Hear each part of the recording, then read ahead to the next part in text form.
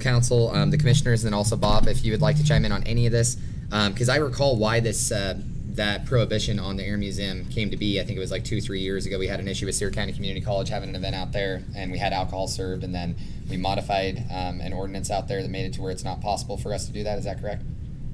From what we have on our books right now, you can consume cereal malt beverages at the airport museum. They're not to be in any glass containers or glass storage, but Solo cups. You could have solo cups. You could do that. That's fine.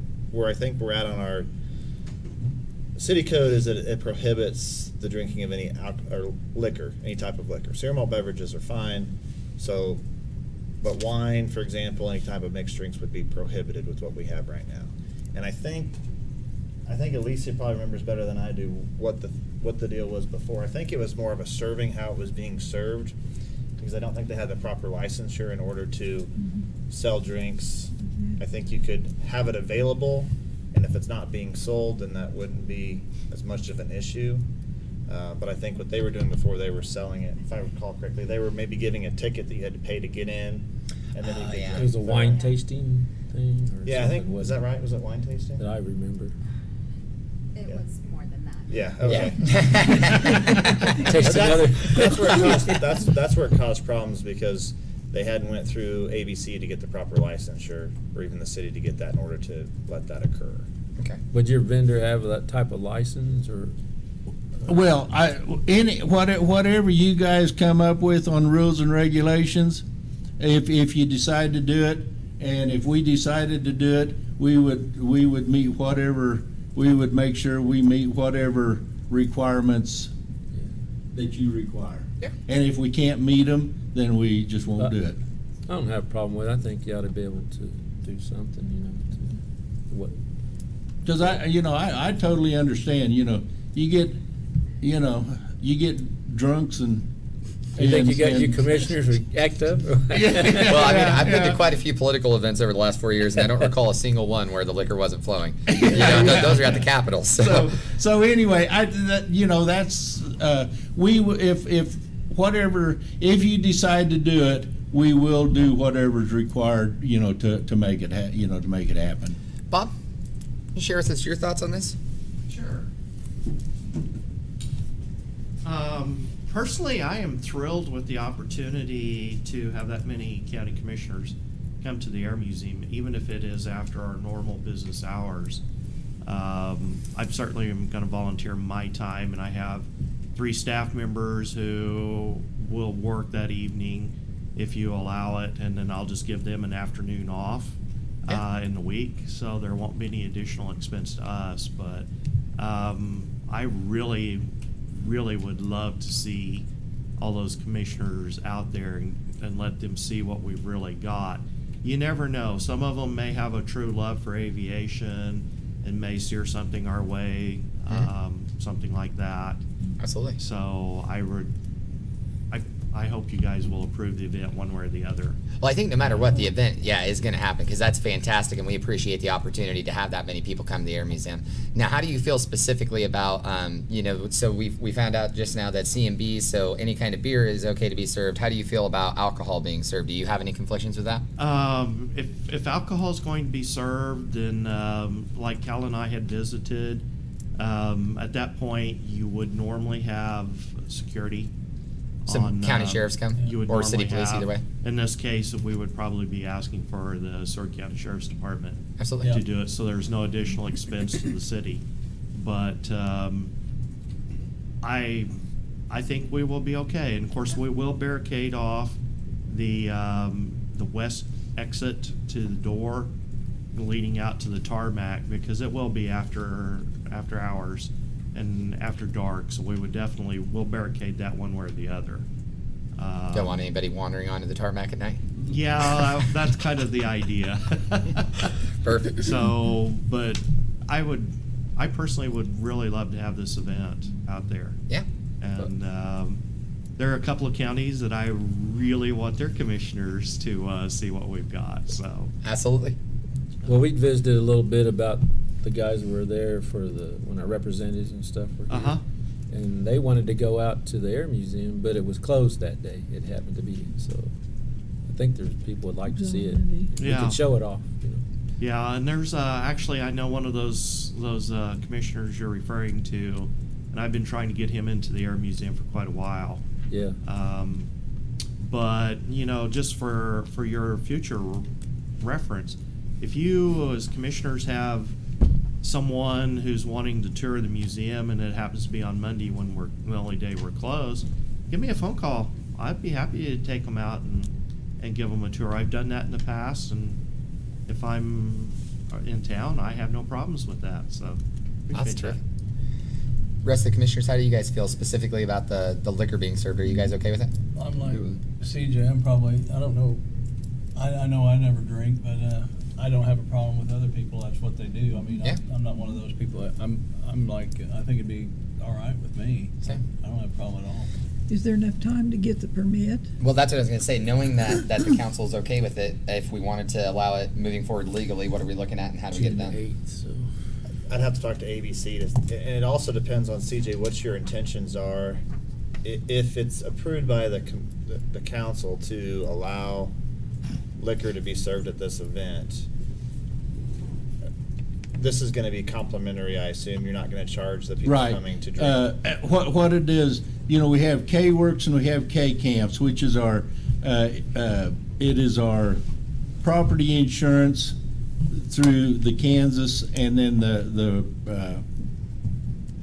health insurance through, that is available to counties and I think cities to use. But there's, and so they always come in and they always sponsor it, and then they just pick up the tab for the whole thing.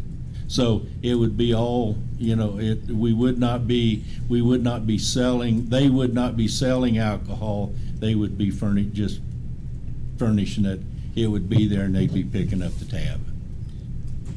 And the cost for registration's already been set. The cost of the registration. So whether you serve liquor or beer, regardless, it's gonna be the same fee that they've already paid, Right, correct? right. All right. I think that's pretty important with ABC, but Yeah, because I Okay. think if we're not charging for it, like if there's no profit being made off of it, it completely changes what it falls under. it does. Right. Yeah. No, the cost, you know, the cost of the convention per person has already been determined, and you know, it's I just wanted them to be able to go to the Air Museum. I've got it solved where they can go either way, but you know, whatever we can do. I would like to say, this is a side note, because Ada's been working and April have been working where we've got a spouse program even. The spouse program is they're working through Baker Arts. They're going to tour the Pancake House. They're going to tour Dorothy's house. So, you know, there's, I think on Wednesday all day, they've got it pretty well lined up on what they're going to be doing and keeping the spouses busy. And then once they get done, then they'll drop them off and let them go shopping, whatever. But I do want to let you know we are trying to showcase liberal as much as we possibly can, because like I said, I think this is really kind of the first convention. I know it's the first one that KCCA has ever had out here, and KAC is probably too large to have out here. We have to have it at Wichita or Kansas City or Topeka. But I keep saying these are the size of conventions that we can utilize the convention center out and put this type of conventions on. Mhm. And I mean, it's 200 people into town Yeah, for absolutely. 3 days. Well, and 200 people that, you know, if they're all politicians, they talk a lot. Yeah, they so, talk yeah, a lot. they'll They talk talk a all lot. about liberal when they get home. So anyway, I appreciate the fact that all the other spots in town have worked with them to put on a deal, you know, for the spouses to enjoy, and I just thank it. Like I said, we've got it lined up with that. If you want to go with it, then whatever regulations you put on it, either we can meet the regulations or we won't do it. So what I would think moving forward, I greatly appreciate you putting together the event and bringing that many people in the community. I think that's going to be fantastic, and it sounds like you have the commission's approval for us to take a look at what we need to do. So we'll have Lynn reach out to ABC and cover everything legally, and then Chris has a question. hit me, Chris. Sorry, and just as to let you know, we've, in discussions with Cal, we've talked about if this is a road that the commission wants to go on, because we've had things in the past and kind of, once we reopen a door that was closed, in Mhm. 2018, you know, we discussed, potentially keeping it like to governmental entities, being that such as, I know CJ said it wasn't Seward County, but It's a we group would of view it politicians. as Mhm. related to Seward County, just like the college board of trustees or the Elected school board officials. or Yeah. elected official governmental entities, is something that staff was looking at, because, you know, we do have from a risk management standpoint, we have lots of historical value out there that some of it's irreplaceable. Absolutely.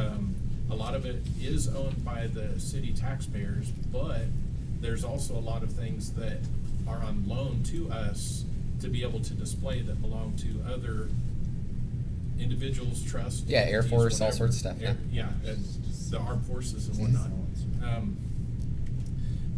The other thing, I know that, the last time this came up, talking with Al Shank, and I think he's not here, but, from another risk management standpoint, he said that if, you know, cause I asked EMC stance on alcohol, where would they stand if that 1 in a million thing happened?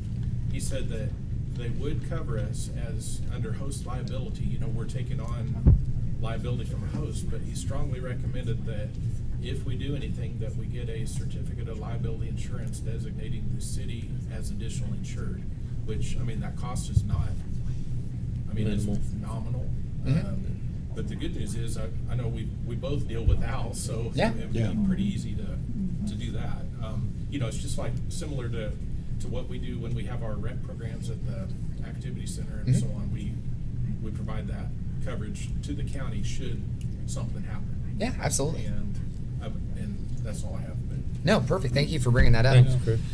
Yeah, what I would say is we got another commission meeting before this event takes place, and so we can see what Lynn comes up with as possible solutions moving forward, and then have you come back to the next meeting. That way we can see how we can get everything finalized. Okay.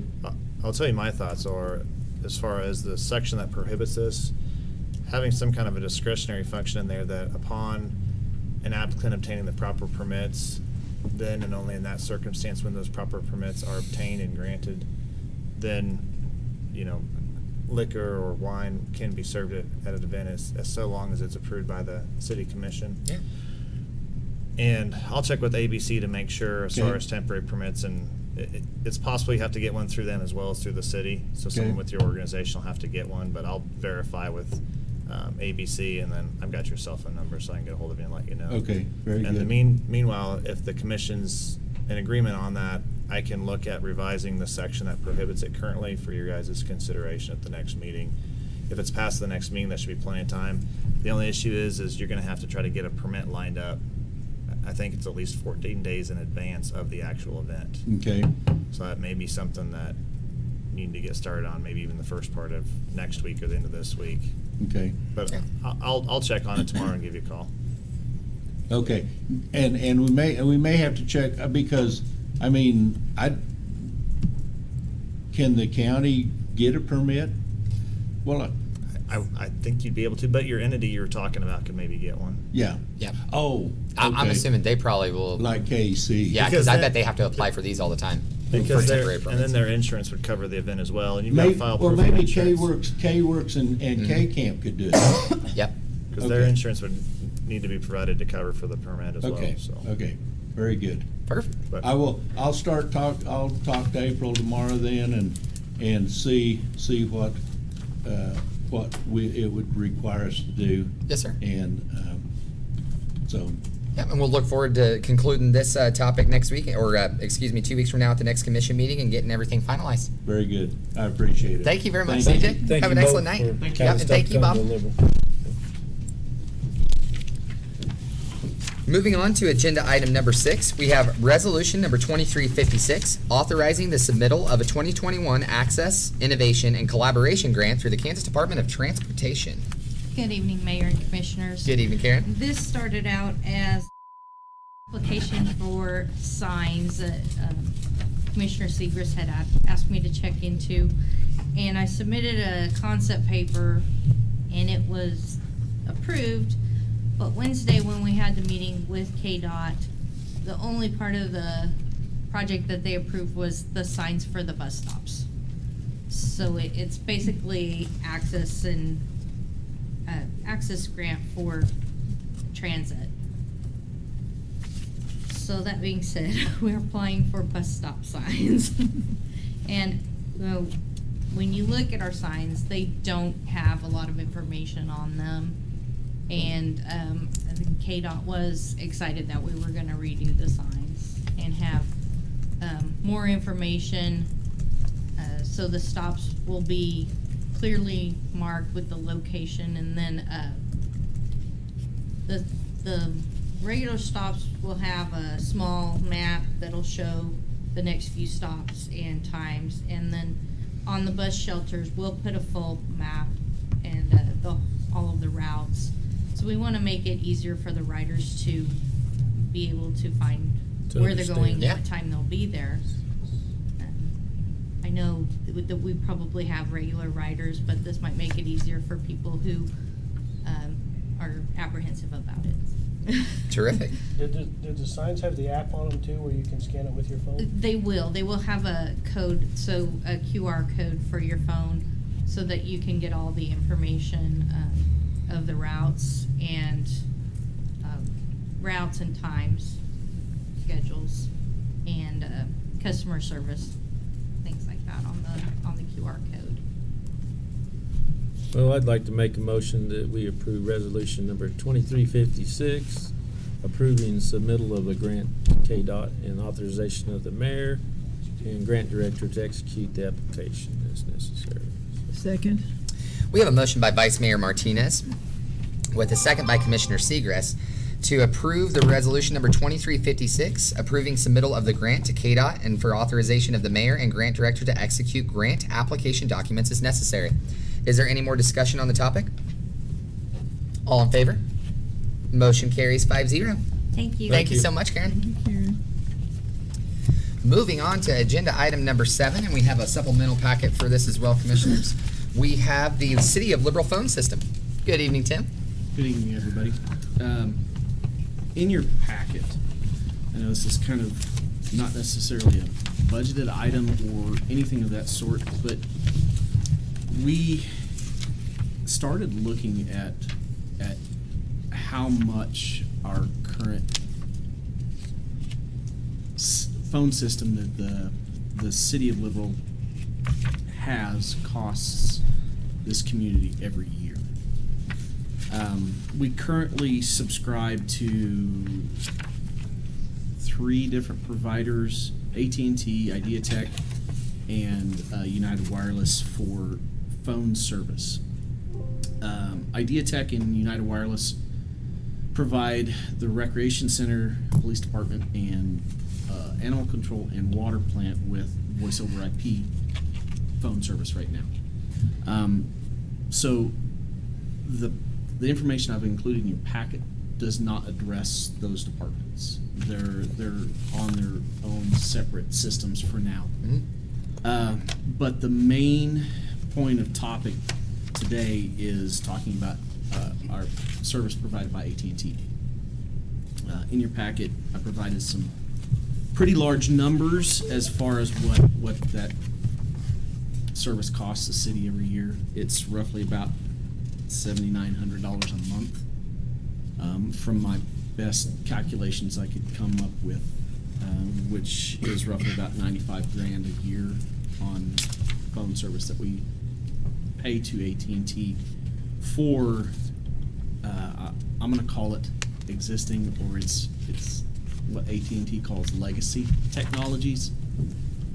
Some of these technologies were developed in the 1980s, and we're still utilizing them, and it costs us a lot of money every year to use it. So what we've done, and this is something Chris and I have talked about for years to finally try and do, and I think we've come up with a plan that's going to save us a significant amount of money.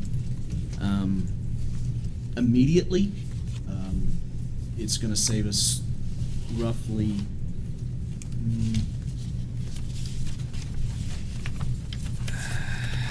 almost $18,000 this year. That's after all expenses paid. But so what we did was we went out and we talked to vendors, and we got quotes on a couple different types of systems, whether it's hosted, which the vendor itself will host the phone system for us, or we host the phone system here. The option we're kind of leaning towards is to host the system here. We have full control over it.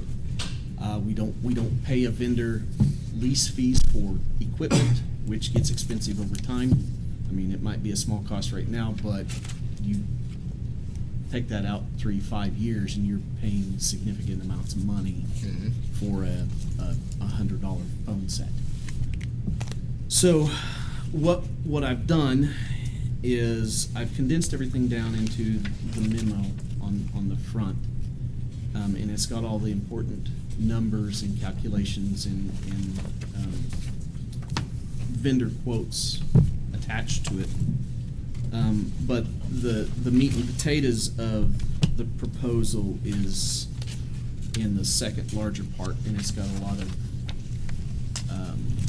total cost of ownership, what it's going to cost us over 5 years, 10 years, and the cost savings is drastic. So, a couple of those numbers I think you'll be liking.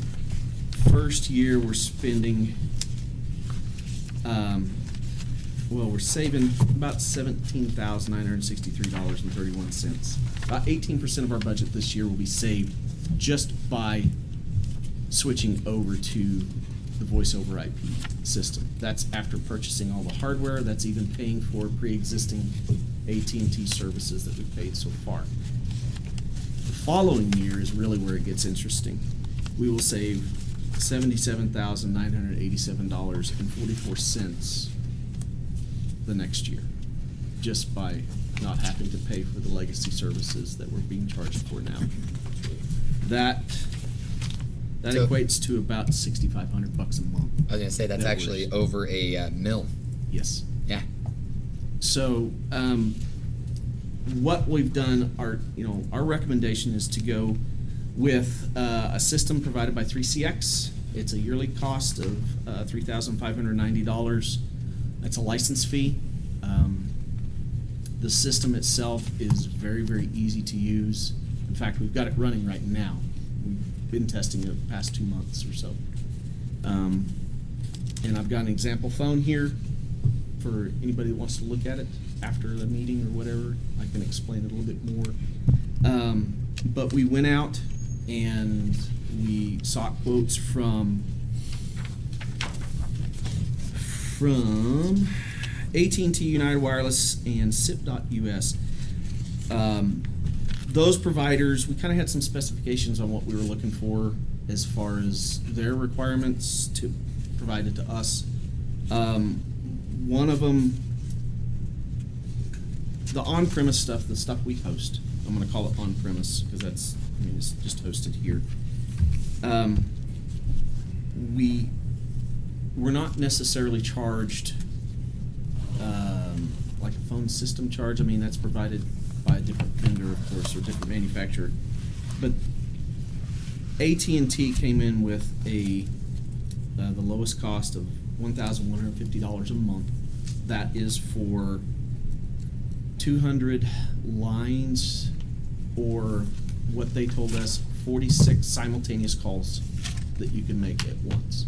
That's if everybody jumped on the system at once, you can make 46 calls at once. That 47th call, you're going to get a busy tone. You're not going to be able to do anything until somebody gets off the line.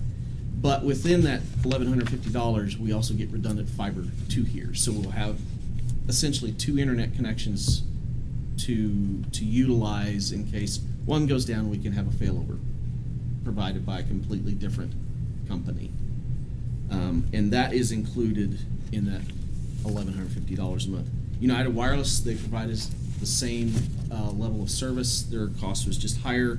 SIP.US could not necessarily provide us the fiber, but they provide us the SIP trunks, if you will. It's just the gateway to connect our phone system to everybody else. Same specifications in terms of that. They just could not provide us the fiber. So when you're looking through the graphs and stuff, you'll see that the SIP.US is lower, but it's not necessarily the same as AT&T and United Wireless because they can't provide the fiber to us. Not really a real. So, I mean, it's kind of apples and oranges, but we sought quotes from Ideatech. They never got back to us on that. Verizon Wireless gave us a quote on hosted, but they never gave us a quote on the on-premise or the SIP trunks providing just the connection. So I didn't when you look at the graphs, Ideatech and Verizon Wireless aren't necessarily there, just because they really didn't come through on the quoting process. So the reason why everybody, just for transparency's sake, everybody got updated versions of it is because the vendor IP Warehouse came in at the last minute. They were still the lowest bid, but they came in with an official quote that was about $1,800 lower than the original quote. So they still beat everybody on it. For the phone costs, our recommendation is to go with AT&T as the provider at a cost of $1,150 a month. The next vendor that we recommend for your consideration is 3CX. Is the vendor for the actual phone system. It's the enterprise version, and it's an annual cost of $3,590. And the next vendor is IP Warehouse to provide phones at a cost of $8,177.41. That includes shipping. And the last vendor is to provide the network hardware, which is from Ubiquity.com. We looked at CDWG. They were still higher. They were higher than the MSRP on it. And their cost is $11,058 even, for a total hardware cost of $19,235.41. Trying to think of anything else But here. you're just Oh, making a motion saying to approve all total hardware purchases in the amount not to exceed. Yeah, that we need to make separate $20,000. motions, or can Well, we they're cover it all I'm not together? really sure. I'd Yes. suggest making different motions because they're different companies, just Yeah. so it's clear in the minutes that we're giving him authority to do that. Okay.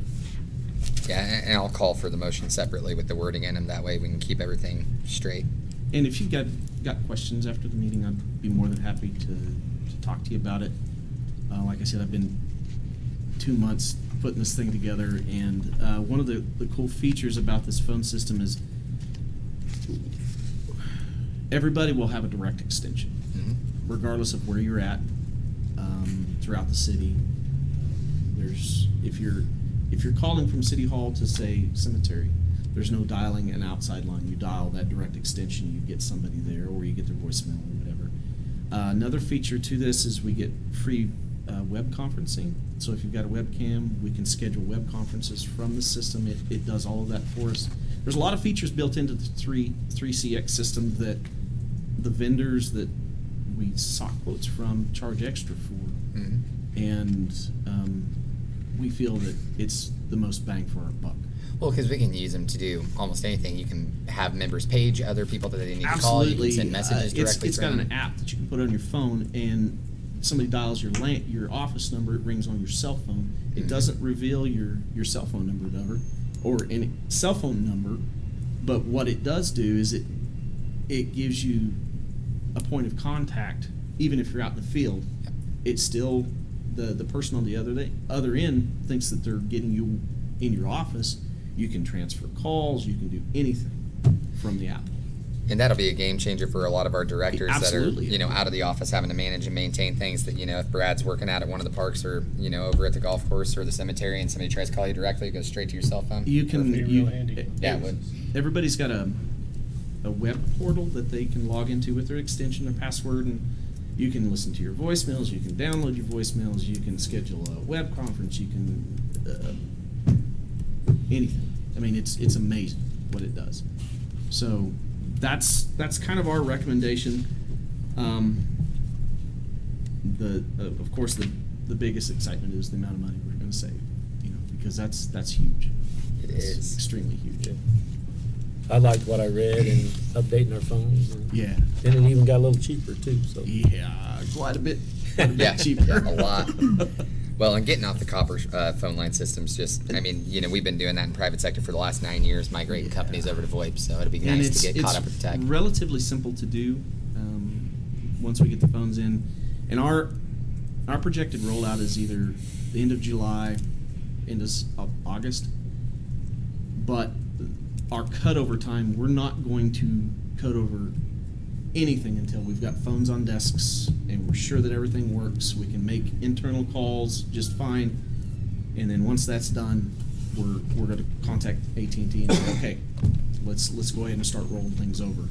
We'll probably do it in a phased approach to where it's not just bam, everybody's switched over. We'll do it little departments at a time, and then start transitioning them off of the older stuff and putting them on the new. But none of the numbers will change. Everybody's number will still stay the same, which is one of the reasons we went with AT&T, is because some vendors will port the numbers for you, some vendors won't. We found that out with the rec center, that they didn't port the numbers over, so we lost those, and they had to get new numbers. They were assigned new numbers, which is kind of a headache. But with AT&T, we feel like it's the least amount of headache that we're gonna run with. So And just to clarify, we do intend to, AT&T will still provide some telephone service Yes. for the city in the emergency communications center and a couple of our monitoring stations. yeah, like our SCADA the emergency line for SCADA. Some of our fire alarms will still have to remain on the copper, just because in order to be on VoIP you have to have an internet connection there, and it wouldn't make any sense to have an internet connection there. Plus, it would cost more to have the internet connection there than it would be to just have the plain old copper. So there's a few lines that we're just going to have to keep on copper. I think we're going to just transition them off of the older technology over to just plain old telephone lines and pay for them that way. But anyway, that's my presentation. Just to make sure that we get all these motions absolutely correct. So we'll be calling for a motion to approve AT&T as the on-premise provider for $1,150 a month. Is that correct? Yes. Okay. For the SIP trunk provider. The SIP Yes, for the SIP trunk provider. Yes. I move we switch to the VoIP Voice over Internet Protocol system consisting of SIP trunks and a redundant fiber connection provided by AT&T at a cost of $1,150 per month. Second. Fantastic. We have a motion by Commissioner Segrist and a second by Vice Mayor Martinez with the exact wording that you used. Is there any other discussion on the topic? It's on page 8. Page 8. I was going to say, I was looking for the exact wording. Yeah, page 8.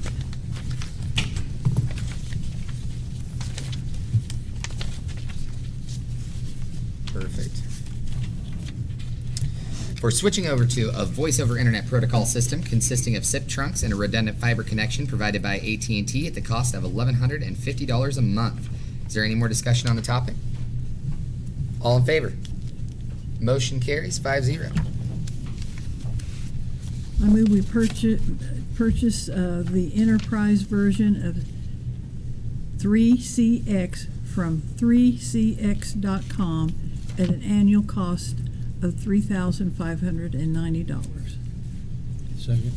We have a motion by Commissioner Segrist with a second by Commissioner Warren to approve the purchase of the enterprise version of 3CX from 3cx.com at an annual cost of $3,590. Is there any more discussion on the topic? All in favor? Motion carries 5-0. I move we purchase all necessary IP phones and ATA devices from IPwarehouse.com at a proposed cost of $8,177.41. Second. Motion by Commissioner Segrist with a second by Vice Mayor Martinez to approve the purchase of all necessary IP phones and ATA devices from IPwarehouse.com at a proposed cost of $8,177.41. Is there any more discussion on the topic? All in favor? Motion carries 5-0. I move we purchase all associated hardware and network equipment from ubiquity.com. Ubiquity. Ubiquity. For a projected one-time cost of $11,058 for a total hardware cost of $19,235.41. Second. We have a motion by Commissioner Segrist with a second by Commissioner Linnenbroker to approve the purchase of all associated hardware and network equipment will be purchased from ubiquity.com for a projected one-time cost of $11,058 for a total hardware cost of $19,235.41. Is there any more discussion on the topic? All in favor? Motion carries 5-0. Thank you. Thank you very much. Dan, thank you so much. This is exciting stuff. Yes, man. it is. It's going to be awesome. And thank you for taking the time to evaluate this and come up with something that is one of the biggest cost-saving programs that we'll see in the city in my entire tenure as a commissioner. Absolutely. Thank you very much, Tim. You're welcome. If, like I said, if you guys want to look at this phone after the meeting, feel free. You can make an outside phone call to it. Calling 911 as soon as I hit the gavel. Wouldn't recommend that. Thank you, Tim. Moving on to agenda item number 8, we have a library board appointment. Who is doing that? I move we appoint Amy Thompson to serve on the library board beginning June 2021, ending June 2025. Second. We have a motion by Commissioner Segrist with a second by Commissioner Linnenbroker to approve Amy Thompson to be appointed to serve on the library board to begin June 2021 and end June 2025. Is there any more discussion on the topic? All in favor? Motion carries 5-0. Moving on to agenda item number 9, we have the Commission Chambers Bid Award. Mayor, Commissioners, 2 bids were accepted for the Commission Chambers at the rec center, and enclosed are both bids. Engineers recommending that we go with B&G Services for the remodel of the Commission Chambers for the amount of $52,701.10.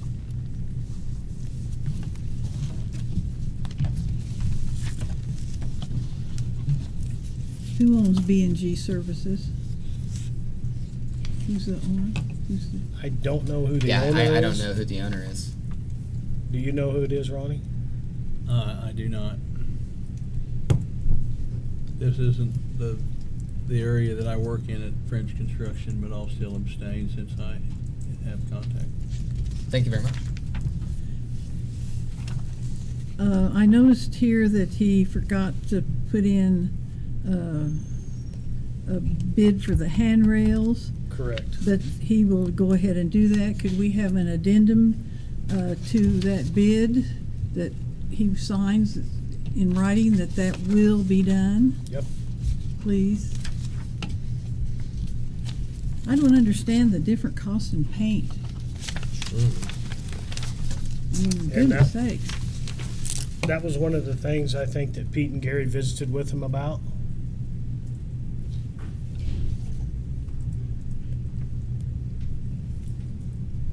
Yeah, there's a couple items that there's just a very significant difference in price Yeah. on. Yeah. I mean, like the council desk platform. Yeah. That's huge. Cancel this.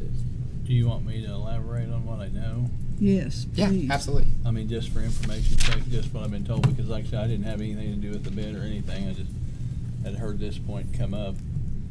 But, and maybe you can tell me, I've actually kind of stayed out of it. So this is just the council desk platform, is it your understanding that's the whole platform for the commission area? Correct. To be built, the platform built, the stuff that's on the platform, the floor covering for the platform, the whole platform, I don't know if it's the Probably countertops should and have Gary. everything, or it's just the platform. yeah. So I'm not kinda, gonna like I elaborate say, on that. That was the only thing that I thought maybe it'd been nice if Gary would have been here, because I'd known that question had come up, that just the wood with no labor for the platform costs more than their deal for the platform, so there's no floor I mean, but, you know, if somebody wants to give stuff away, I guess, but that's the only information I have. I thought maybe there was gonna be more information for me to listen to Well, on that, because I that's do the know that big- Gary and Pete went over it with them, Yeah. and obviously they were okay with it. They've got a bid bond and everything that was required for the project. I mean, if Pete and Gary approved it, they've overseen the entire design and everything of this from the very beginning. I mean, and I know they spec it out and everything has to meet their specs. Mm-hmm. Like you Well, like I said, said, if they whether, wanna give something away, that's fine. I mean, like I say, I actually don't have any, that's the only discussion I heard something happen on, is that there was a question of what they were doing, but like I said, if they wanna do it, let them do it.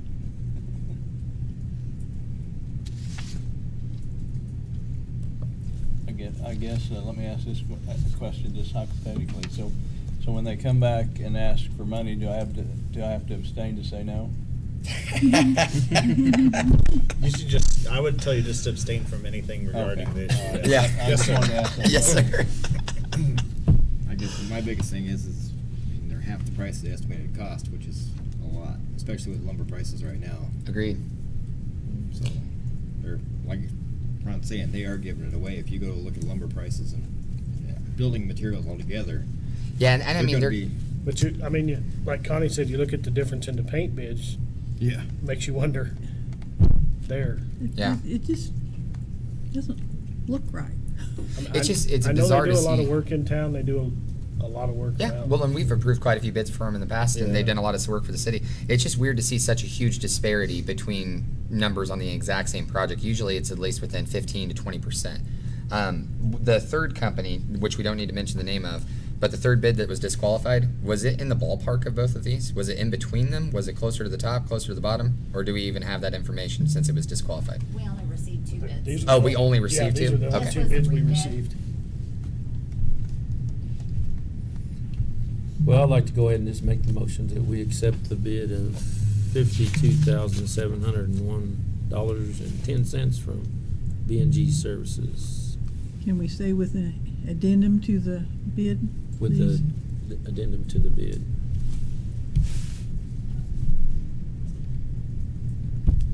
I'll second. So we have a motion by Vice Mayor Martinez with a second by Mayor Harden to approve the bid for B&G Services LLC in the amount of $52,701.10, pending the addendum to the bid to make sure that it meets the specifications of the project. Is there any more discussion on the item? All in favor? Motion carries 4 with 1 abstention. Moving on to agenda item number 10, we have items from city staff. Good evening, Cody. As you all know, we recently purchased an inflatable firehouse. Yes. And we got that through donations.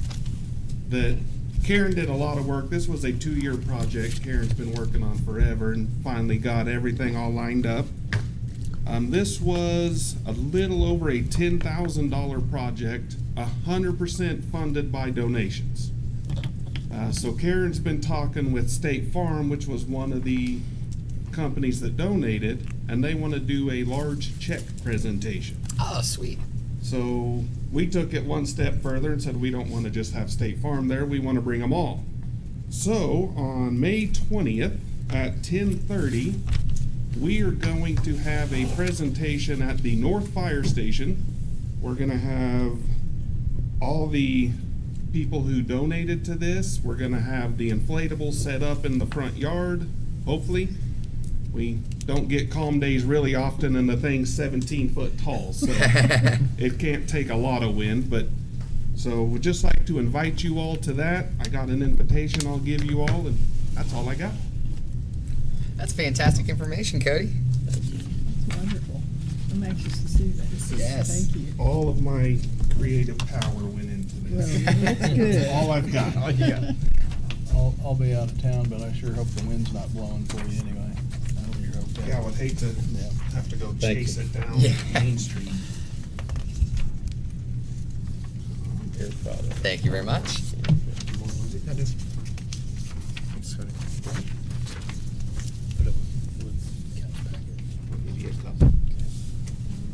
Thank you, Cody. Thank you. Good evening again, Bob. Well, hello there again, Mr. Mayor, Commissioners. It's been a long time since I've been here to give you any updates. We have a lot of projects going, so it'd take me too long to go over all of them, but I wanted to mention three in particular to you because I know they're of interest to different ones. First off, I'm happy to announce that we have received enough money to purchase the flagpole. Awesome. To date, we've gotten $2,495 in donations. A large portion of that came from in form of small donations, and then there was some from the MAM Foundation, and also from other members of the foundation individually. So we have the funds to purchase the flagpole, which I estimate from the specs and everything should run somewhere in the neighborhood of $2,100. And if we go over that amount, I have commitment from the foundation to cover the cost overrun. So that will be taking place very shortly, or at least getting it on order shortly. Also, I wanted to mention that for quite some time, we've had an opportunity to put the Air Museum on the backside of a billboard on 54 that Sally Fuller has offered, but we had been having a hard time finding a photographer who could make a high enough resolution photo of one of my airplanes to blow up to that size. We found a professional photographer in Garden City who will be able to do that at a very reasonable price. And also he is planning on videotaping one of my tours of the Air Museum and to be able to cut it into little snippets that can be posted on the city's Facebook site. Terrific. So that will be taking place not in the too distant future, which ties into my third project. I think most of you know that on last June the 9th, we had a very horrific windstorm, and the canopy on our F-14 Tomcat came off in that windstorm and was about 100 feet behind the aircraft. That happened between 5:30 and 6 that evening, completely shattered the canopy of the airplane. Notified the Navy. We collected all the parts that we could find the next day and notified the Navy. They sent a crew out on October 27th and inspected it and informed us we had to cut the remaining frame into pieces and dispose of it, and then we would receive we could get the new canopy. So the day after we cut the pieces up, notified the Navy that we had done as we were instructed, and they says, no, that was a mistake. So we retrieved all the pieces, and we have been painstakingly putting them back together, and it is now complete. and ready to go back on the aircraft itself, and it looks fantastic. Terrific. So it was a 600-pound jigsaw puzzle. It literally weighed 600 pounds when it came off.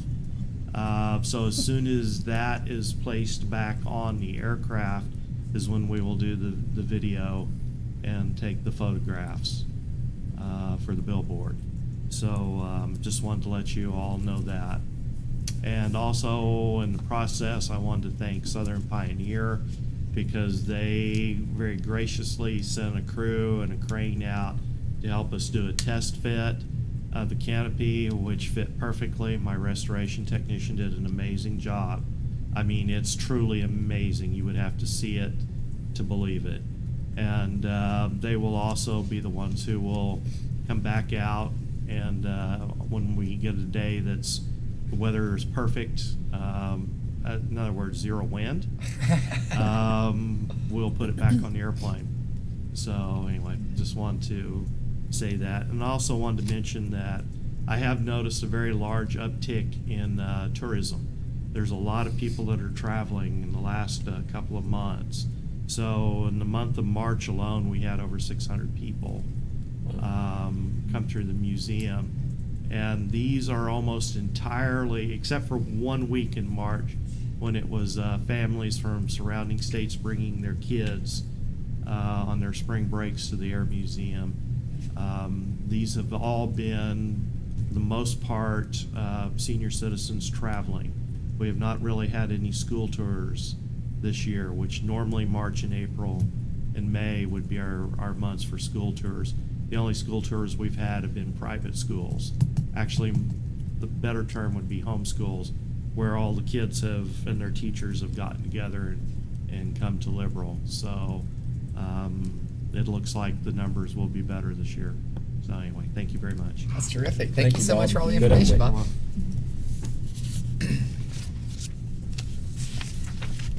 Moving on to the city manager's report.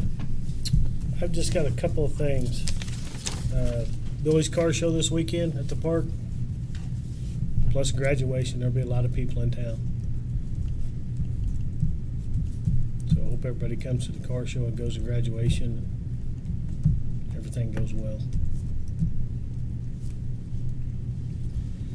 Moving on to items from citizens. Do we have any citizens that would like to share with the commission? Any items from groups? All right, items from commissioners, starting at the end of the table with Commissioner Segrist. Thank you. I'm really excited about Liberal getting this KCCA convention because we haven't had many conventions in Liberal because we haven't had the facilities, and now we do. And these people will tell another organization that they had a good time in Liberal if we make sure they do. And it's just free advertising for more conventions to come to Liberal, and that's economic development, ladies and gentlemen. Yes, indeed. That's all I have. I only have one. I'm gonna pick on Brad over there. Go ahead. I need to know exactly what's going on with the fountain. We have a lot of people have been contacting me about the fountain on 3rd Street, and we need to really get it out to the public what the issue is and if it's going to be solved or, you know. So the issues are, we had the water break in there, filled everything up. We're still trying to get an estimate on getting everything either replaced and bring that to you and see if you want to move forward with that, or we go another direction with the fountain. So, like I said, I've just had a lot of people, why is not the fountain on? I'm all like, we had some issues and we're working on it, but. So would you say that it's pending repair and we're exploring options? Yeah, It's under major repair, I guess would be Indeed. the word. Yeah, I mean, you're gonna have to make a decision whether you wanna put, and I'm just throwing numbers, but you wanna put 20 grand into that thing and have it a fountain again, or do something different with it. Make a nice flower bed. I mean, you could put a gazebo in it, Yeah. but and I know Connie don't like that because then our Christmas tree's gotta find somewhere else to go. That is a photo op for people coming to Liberal. It really, really is. Well, it's a And beautiful that's why little people area. are upset, because they want to take their graduation pictures, they want to take wedding pictures there. And see, all the electrical for the 3rd Street parking lot and the fountain area is in that pit. We've got lights that don't work because the conduit has been crushed, because it's been there for 40 years. We've had electricians try to pull wire through it, and they can't get wire through it, so it's like you're gonna either have to saw cut and remove the conduit. I wonder though, with something like that, if we could find applicable funds inside of 1 cent sales tax to be able to get not only everything repaired, but get upgrades to it in any way necessary. Because I mean, that to me would fall under like 2 or 3 different categories of 1 cent sales tax. Would, if you want to spend the money. Yeah, indeed. Is that why some of the lights, like on the planters, around that location are out? Because it's The wired back together. 2 lights. So the conduit underground, we've tried to pull wires. We've had electricians in. They're like, the bricks all need to be removed. You got to dig down, get the conduit out, and replace it. Because it's just been crushed And by it's weight like- over time. And it's a big expense. I mean, you're talking a lot of money. But all the panels down in there, that room gets so much humidity from, I guess, just nature. I mean, you go down there and everything's dripping. We need to put watertight electrical boxes. Or and stuff down there. dehumidifier or something too. Yeah, and we've been told we need to drill holes in that concrete cap and put vents in so air can circulate in and out of there. I mean, if you ever go down in there, you'd be scared to be down in there. No thanks. But we are working on it, Chris. I just wanted to get it out to the public that it's, it's a major issue that Yeah. we're working on, but we're trying to figure out which is the best solution for it. Mhm. That's all I got. I'll pass. I want to thank the people that are doing the planting of the flowers and all the stuff downtown. It looks real good. With that kind of being said, I got a call when I was on vacation about painting of the buildings downtown. I know we got an ordinance, found out from 2nd to 4th Street, but from the tracks to 2nd Street, there's not. And I'm glad there's a building going in there. I mean, being painted nicely. It didn't look as bad as the person made it out to be. But maybe we need to do something where we don't got tutti frutti looking colors going down. Keep a neutral color in that distance. I don't know if that's if it's their building or the people that own the buildings are approving it or what. But I think it's nice that they're being occupied and there's somebody paying. But at the same time, we got to have some order in town. We just can't paint our town sherbet colors all the way. Has some, at least in a certain section. I know Dodge City and Garden City, we checked on that, and that's allowed in certain places. In other places, you keep the old looking storefronts. So I think maybe we need to work on something with that to expand the length of our Main Street. I think we could with probably neutral- reevaluate, because there's a lot of historical buildings on Main Street right there that were built in the 1800s that are not in that little part in the ordinance Section. that the city already has. Yeah. So we could probably reevaluate taking a look at it in the downtown area that's considered historical. I don't know if that's something we think is possible or. I haven't looked in, this is the first time hearing about it, but Yeah. it's something to speak with Kevin and code enforcement and see what we have, see what our codes are for But different areas. At least they're occupied and Yeah. there's people renting them and they're not an empty storefront, so. But still have some type of order. Yeah, That- there's definitely that fine line between aesthetics and having business that's here in your town, Yeah. What benefit does it do the city I know. versus aesthetically, how does it look to the eye? Mhm. And then it's also based on perspective, right? Mm-hmm. Yeah, and my opinion may be different than somebody else's. Right. But anyway, everything looks good downtown. Appreciate what you guys are doing. So, thank you. Well, I just want to say thank you on behalf of the City of Liberal to everyone who donates their time, energy, and definitely their money and funds to all of the different departments inside of the city as a whole. There's a lot of different charitable organizations and charitable people that make us be able to do a lot of very cool things like the Firehouse, a ton of different things out at the Air Museum, a robotics program. I mean, just across the boards. The City of Liberal wouldn't be able to function the way that it does and have access and availability to all of the amazing things it does without our generous donors. And so thank you very much to all of our volunteers and donors throughout the community. Once again, just want to accent that we do have the Billy's Car Show coming up this weekend. Amazing opportunity for families to be able to get out and get to see a lot of different cool cars from different areas, connect with people throughout the community, and be able to kind of get back to being a community as a whole that does these kind of events. So definitely try to participate with that if you're available. That being said, we will move on to item number 15, approval of the vouchers. I'll make a motion that we approve the vouchers in the amount of $2,134,496.75. Second. We have a motion by Commissioner Warren with a second by Vice Mayor Martinez to approve the vouchers in the amount of $2,134,496.75. Is there any more discussion on the topic? All in favor? Motion carries 5-0. Ladies and gentlemen, thank you very much. This meeting is adjourned. Thank you.